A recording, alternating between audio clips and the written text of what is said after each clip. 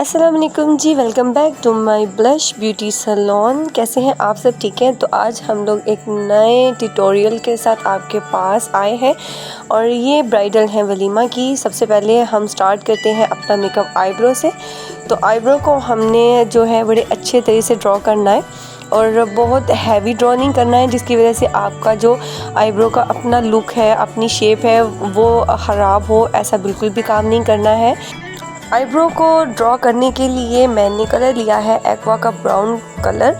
और फ्रंट से आईब्रो को आपने बिल्कुल भी इतना ज़्यादा शार्प नहीं बनाना है कि वो बुरा लगे, ठीक है। इसको थोड़ा ब्लेंडिंग में ही रखना है आपने। और जिसको समझ नहीं आए वो आप कमेंट सेक्शन में मुझे पूछ लीजिएगा कौन सा प्रोडक्ट यूज़ किया मैंने और क्या पहले किया क्या बाद में किया। अगर आपको किसी चीज़ की शिकायत है तो वो भी आप मुझे कमेंट सेक्शन में बता सकते हैं और पूछ भी सकते हैं, ठीक है। चलें जी, आगे चलते हैं कि ब्राइडल की जो हमने इतनी प्यारी सी शेप बनाई है, यहाँ से इनका हल्का सा कट था, उसको भी मैंने इसके साथ मैंने ब्रश के साथ उसकी शेप को ठीक कर दिया, ठीक है। इसके बाद जो है हम कंसील करेंगे आइज़ को। तो कंसीलर बड़ा प्यारा सा मैं यूज़ कर रही हूँ, आप सब इसको साथ नोट करते जाया करें। तो ब्रश के साथ मैं इसको अप्लाई करूँगी। ब्रश के साथ अप्लाई करने का मकसद यह है कि आईब्रो की जो हमने शेप बनाई है वो मज़ीद शार्प हो जाती है और इन्हेंस हो जाती है, ठीक है। तो अगर आपके पास कंसीलर नहीं है तो आप टीवी स्टिक यूज़ कर सकते हो, क्रिस्टाइन की स्टिक यूज़ कर सकते हो, कुछ भी आप यूज़ कर सकते हो। और बाद टाइम जो है हम लोग वाइट काजल जो है उसका इस्तेमाल करते हैं। उसके साथ ये है कि आप कोई भी शेड लगाते हो तो उसका परफेक्ट शेड जो है वो निकल कर आता है, ठीक है। फ़िलहाल मैंने यहाँ पे कंसील किया है कंसीलर के साथ आइज़ को, उसको अच्छे तरीके से ब्लेंड कर दिया है मैंने। ब्लेंड करके उसको अच्छी तरीके से टैप टैप करके मैंने इसके ऊपर इसको लॉक करने के लिए लगाना है powder, compact powder, loose powder, कुछ भी आप इसके ऊपर लगा सकते हो, ठीक है। और ब्राइडल की बेस जो है हम लोग पहले इसलिए नहीं बनाते कि ब्राइडल की हैवी बेस होती है तो वो ख़राब हो जाती है, इसलिए हम लोग इसको बाद में ही बनाते हैं। जी जनाब, तो यहाँ पे मैंने लिया लाइट सा ऑरेंज कलर और जो ब्राउनिश में भी आ रहा है, और इसको अच्छे तरीके से आपने आइज़ पे ब्लेंड कर देना है, ठीक है। और ब्लेंड बड़े हल्के हाथ से आपने इसको ब्लेंड करना है, बिल्कुल भी इतना ज़ोर से आपने ब्रश को नहीं मारना है कि वो जो जितनी भी शेड है वो बिल्कुल वहाँ से ख़त्म ही हो जाए और नीचे से बेस भी ख़राब हो, ठीक है। बड़े हल्के हाथ से आपने इसको ब्लेंड करना है। आप देख रहे होंगे कि मैंने उस शेड को कैसे ब्लेंड किया। उसके बाद आपने maroon shade, light maroon shade, उसको लेकर आपने उसी शेड के ऊपर अच्छे तरीके से उसको भी ब्लेंड कर देना है। ये ब्लेंडिंग आपकी ऐसी होनी चाहिए कि कुछ भी मतलब शेड जो है अलग अलग से लाइनें नज़र नहीं आनी चाहिए। ब्लेंडिंग से ही पता चलता है कि आप कितने प्रोफेशनल हैं, कितने प्रोफेशनल नहीं हैं, ठीक है। तो अच्छे तरह से आप इसको ब्लेंड करें। ब्लेंड करने के बाद आपने बड़ा कॉर्नर की तरफ ध्यान देना है। कॉर्नर बड़ा फैला भी नहीं होना चाहिए और बड़ा शार्प भी नहीं होना चाहिए, ठीक है। दोनों कॉर्नर जो है वो बड़े अच्छे तरीके से बन चुके हैं ब्लेंडिंग के साथ आपके सामने।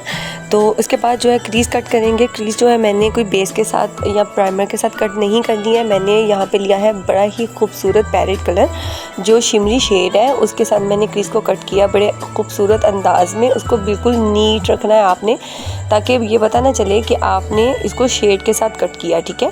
तो ये देखिए आपके सामने है कि मैं उसको लाइनर की शेप में मैं उसको कट कर रही हूँ। इसी तरह आपने दूसरी आइज़ को भी रेडी कर लेना है। उसके ऊपर भी आपने ग्रीन शेडो के साथ ही उसको क्रीज कट करनी है। आपने उसको भी बड़े प्यार से ब्लेंड करना है और इसके बाद इसके ऊपर हम लगाएंगे बड़ा ही प्यारा ग्लिटर। ग्लिटर के साथ जो आइज़ की लुक आएगी वो बहुत ही खूबसूरत होगी।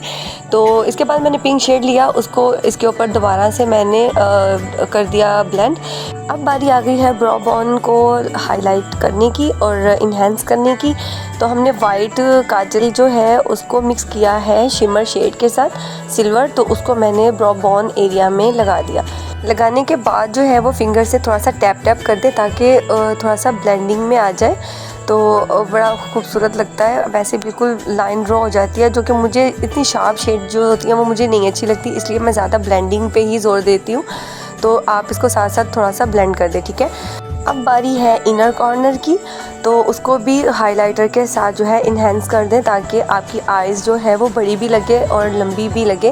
और हाइलाइटर के साथ आइज़ जो है वो कॉर्नर पे लगाने से मुझे तो बड़ा अच्छा लगता है, ठीक है। अभी हम इसके ऊपर जो है ग्लिटर गम यूज़ कर रहे हैं, उसके ऊपर हम लगाएंगे बड़ा ही खूबसूरत प्यारा सा ग्लिटर ग्रीन शेड में।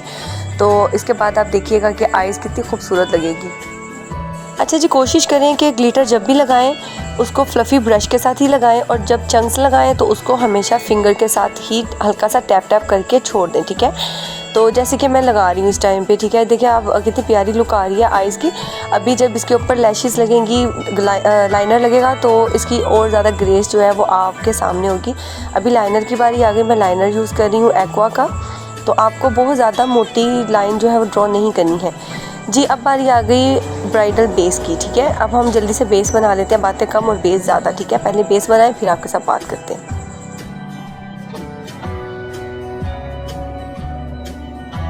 अच्छा जी, यहाँ पे कंसील करने के लिए मैंने जो बेस को ही यूज़ किया है। मैंने यहाँ पे कोई भी कंसीलर वगैरह यूज़ नहीं किया। तो बेस यहाँ पे मैं लगा रही हूँ, कलर करेक्टर बेस है मेरे पास, तो उसी को मैंने यूज़ किया है। तो बड़े अच्छे तरीके से इसको आपने ब्लेंड कर देना है। ब्लेंडिंग जो भी काम है वो ब्लेंडिंग के साथ है, ठीक है। कहीं पे भी अगर कोई भी चीज़ पैची हो जाएगी तो वो वहाँ पे अच्छी नहीं लगेगी। पैचेस जो है वो नज़र आते हैं और वो बेस ख़राब हो जाती है, केकी हो जाती है। आप उसको जितना ब्लेंड करेंगे उतना ही अच्छा होगा जी। यहाँ पे मैंने आइवरी की स्टिक जो है वो यूज़ की है और इसका नंबर जो है वो मैंने आपको दिखा दिया था। इसके ऊपर लिक्विड बेस को यूज़ करें, दोनों को अच्छी तरह से मिक्स करेंगे, ब्लेंड करेंगे, ठीक है। क्योंकि वो लिक्विड है और दूसरी जो है वो स्टिक है। तो इसको अच्छे तरह से जो है ब्यूटी ब्लेंडर के साथ आप टैप टैप करके इसको अच्छे तरीके से ब्लेंड कर दें और बहुत ही अच्छी बेस बनेगी और वाटरप्रूफ हो जाएगी जी। बेस जो है वो हमारी रेडी हो रही है। तो इसके बाद जो है कॉम्पैक्ट पाउडर यूज़ करती हूँ मैं उसका, गबरीनी का। तो आप लोग जो है अगर उसको अफोर्ड कर सकते हो तो ठीक है, अगर नहीं कर सकते तो आप कोई भी लूज़ पाउडर और या फिर कोई कॉम्पैक्ट पाउडर जो है आप यूज़ कर सकते हैं, ठीक है। इस टाइम जो है मैं लूज़ पाउडर जो है वो यूज़ कर रही हूँ शेफर का, ठीक है। तो आप शेफर का कोई भी शेड अपनी ब्राइडल के फेस के हिसाब से, उसकी स्किन टोन के हिसाब से आप ले सकते हो। तो यहाँ पे मैंने इसके बाद कंटूरिंग करनी है। कंटूर देखिए आपने कान के पास से करनी है, ठीक है। कान के पास से नीचे लिप्स की साइड तक, ठीक है। इसको ज़्यादा फैलाना नहीं है। और कुछ लोग होते हैं वो कंटूरिंग करते हैं फ्लफ़ी ब्रश के साथ, ठीक है। वो फ्लफ़ी ब्रश जो होता है वो कंटूर के लिए नहीं होता है, वो होता है पाउडर, लूज़ पाउडर को फिक्स करने के लिए। और उसके साथ कंटूरिंग का जो शेड है वो फैल जाता है। दूसरी बात, कंटूरिंग के ब्रश जो हैं वो होते हैं, जैसे कि अभी मैंने आपको दिखाया, वो चपटे ब्रश होते हैं, ठीक है। वो बड़े ज़्यादा फ्लफ़ी नहीं होते। अभी आप मैं दोबारा से यूज़ कर रही हूँ, आप इसको देख सकते हो, ठीक है। इसको कभी भी आपने ब्लश ऑन के लिए यूज़ नहीं करना है। ब्लश ऑन के ब्रश अलग हैं, कंटूर ब्रश जो हैं वो अलग से होते हैं, ठीक है। अब मैं ब्लश ऑन यूज़ कर रही हूँ पिंक शेड में। ग्लैमरस का मेरे पास ब्लश ऑन है, वो मैं यूज़ कर रही हूँ। बड़ा ही प्यारा इसका शेड है। तो इसको भी बड़ा ज़्यादा आपने नहीं यूज़ करना है, आपने उतना बस आप लगाते हुए साथ साथ प्लीज़ चेक किया कीजिए कि आपको कितना शेड चाहिए, बस उसको लगाते ही नहीं रहना है, ठीक है। अब बारी आ गई लैशेस लगाने की। लैशेस जो है मैं हमेशा बाद में ही लगाती हूँ क्योंकि वो बेस के साथ थोड़ी वाइट हो जाती है, इसलिए मैं उसको बाद में ही लगाती हूँ। तो अब मैंने गम यूज़ किया है एसटी का।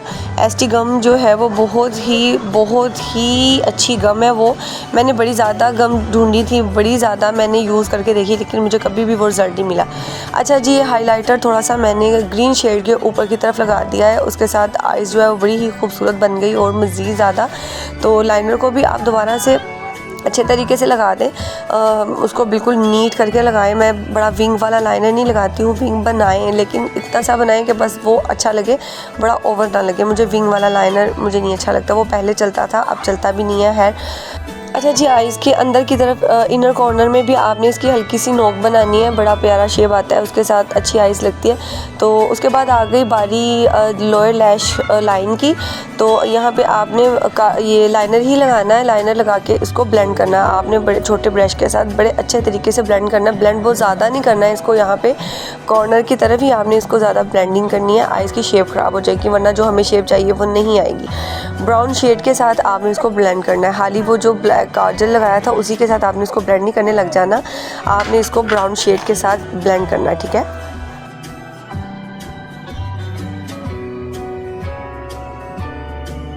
तो अब यहाँ पे लगाएंगे हम थोड़ा सा ग्रीन शेड, जो कि ऊपर लगाया था पैरेट शिमर शेड, वही इसी को हम जो है इनर कॉर्नर की तरफ थोड़ा सा ब्लेंडिंग के साथ लगा देंगे।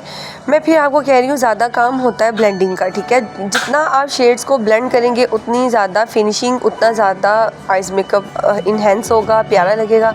उसको कोई ये नहीं कहेगा कि यार ये क्या कर दिया, ये बहुत शार्प आइज़ बन गई, ऐसा कुछ भी नहीं, क्योंकि आजकल चलता भी मेकअप जो है वो ब्लेंडिंग में ही है, ठीक है, शार्प मेकअप नहीं चलता।